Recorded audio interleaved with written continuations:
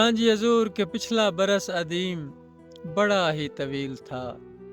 मैं बूढ़ा हो गया हूँ इस 1 साल में। हजूरे वाला मैनू आज थोड़े को एक मशवरा दरकार है, मशवरा चाहिए।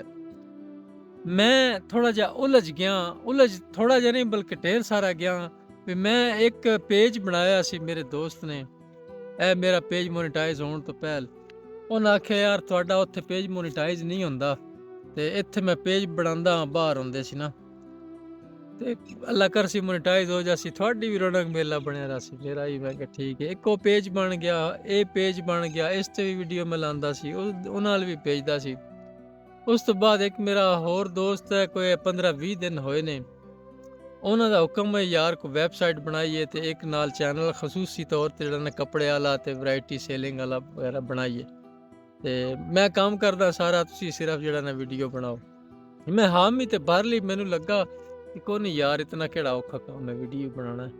ਲੇਕਿਨ ਹਜ਼ੂਰ ਹੁਣ ਮੈਂ ਤੁਹਾਨੂੰ ਹਕੀਕਤ ਦੱਸਾਂ ਨਾ, ਹੁਣ 3 ਜਾ ਦੇ 3 ਅਕਾਊਂਟ ਚਲਾਣੇ, 3 ਅਕਾਊਂਟਾਂ ਵਾਸਤੇ ਵੀਡੀਓ ਬਣਾਉਣੀਆਂ ਔਰ ਫਿਰ ਆਬਾਬ ਦੇ ਕਮੈਂਟ ਦਾ ਵੀ ਮੈਂ ਹੁਣ ਕਮੈਂਟ ਕਾਫੀ ਦਿਨ ਹੋ ਗਏ ਨੇ ਕੋਈ ਨਾ ਰਿਪਲਾਈ ਕਰ ਪਾ ਰਿਹਾ ਤੇ ਮੈਸੇਜ ਆਉਂਦੇ ਨੇ ਉਹਨਾਂ ਦਾ ਵੀ ਰਿਪਲਾਈ ਨਾ ਕਰ ਪਾ ਰਿਹਾ। ਮਤਲਬ ਇਹ ਜਿਵੇਂ ਉਲਝਣ ਤੋਂ ਮਜ਼ੀਦ ਉਲਝਦਾ ਜਾਂਦਾ ਬੰਦਾ। ਮੈਨੂੰ ਹੁਣ ਕੋ ਸਲਾਹ ਐਸੀ ਦਿਓ ਯਾਰ ਕਿ ਮੈਂ ਹੁਣ ਨਾ ਕੀ ਕਰਾਂ।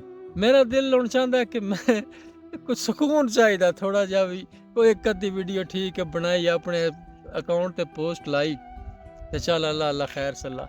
ਲੇਕਿਨ ਹੁਣ ਮੈਂ ਉਹਨਾਂ ਨੂੰ ਜਵਾਬ ਇਸ ਤੋਂ ਨਹੀਂ ਦੇ ਪਾ ਰਿਹਾ, ਮੇਰੇ 'ਚ ਹਿੰਮਤ ਨਹੀਂ ਹੋ ਰਹੀ ਕਿ ਉਹਨਾਂ ਨੇ 6 ਮਹੀਨੇ ਮਿਹਨਤ ਕੀਤੀ ਯਾਰ ਪੇਜ ਤੇ ਨਾ।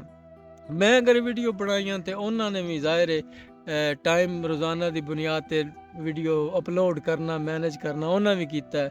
ਦੂਸਰਾ ਹੁਣ ਮੇਰਾ ਭਰਾ ਹੈ, ਉਹਨਾਂ ਵੀ ਅਜੇ ਤੱਕ ਪੇਜ ਉਹਨਾਂ ਬਣਾਏ ਨੇ, ਵੈਬਸਾਈਟ ਤੋਂ ਕੰਮ ਕਰ ਰਹੇ ਨੇ ਤੇ ਇੱਕ ਉਹਨਾਂ ਦਾ ਵੀ ਇੱਕ ख्वाब ਹੈ, ਡ੍ਰੀਮ ਹੈ ਕਿ ਯਾਰ ਅੱਲਾ ਕਰੇਗਾ ਨਿਜ਼ਾਮ ਚੱਲੇਗਾ ਦੋਵਾਂ ਭਰਾਵਾਂ ਦਾ। ਤੇ ਲੇਕਿਨ ਉਲਝਦਾ ਜਾਂਦਾ ਮੇਰੇ ਅਵਾਲ ਪਿਛਲੇ ਸਾਲ ਚਾਹੇ 1 ਸਾਲ 'ਚ ਬੱਗੇ ਹੋ ਗਏ ਨੇ ਯਕੀਨ ਕਰ ਜੋ।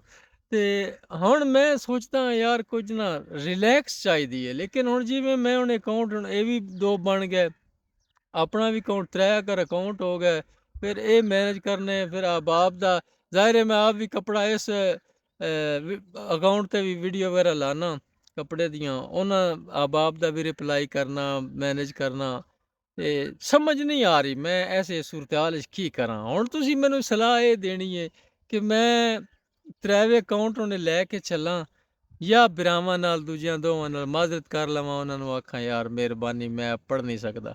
ਇਹ ਤਾਂ ਵੈਸੇ ਮੈਨੂੰ ਪਹਿਲੇ ਗੱਲ ਕਰਨੀ ਚਾਹੀਦੀ ਆਈ, ਲੇਕਿਨ ਹੁਣ ਮੈਂ ਇਸੇ ਤੋਂ ਕਰ ਪਾ ਨਾ ਰਿਹਾ ਵੀ ਹੁਣ ਮੈਂ ਯਾਰ ਉਹਨਾਂ ਨੂੰ ਕਿਵੇਂ ਆਖਾਂ। ਖੈਰ ਤੁਸੀਂ ਸਲਾਹ ਦਿਓ, ਤੁਹਾਡੀ ਸਲਾਹ ਚਾਹੀਦੀ ਹੈ। ਤੁਸੀਂ ਭਰਾਵਾਂ ਹੀ ਇੱਥੇ ਤੱਕ ਪੜ੍ਹਾਇਆ ਤੇ ਇੱਥੋਂ ਹੁਣ ਅੱਗੋਂ ਤੁਸੀਂ ਦੱਸੋ ਮੈਂ ਤਾਂ ਹੁਣ ਭੁੱਲ ਹੀ ਪਾਉਂਦਾ ਪਿਆ ਮੈਂ ਹੁਣ ਇੱਥੇ ਕੀ ਕਰਾਂ।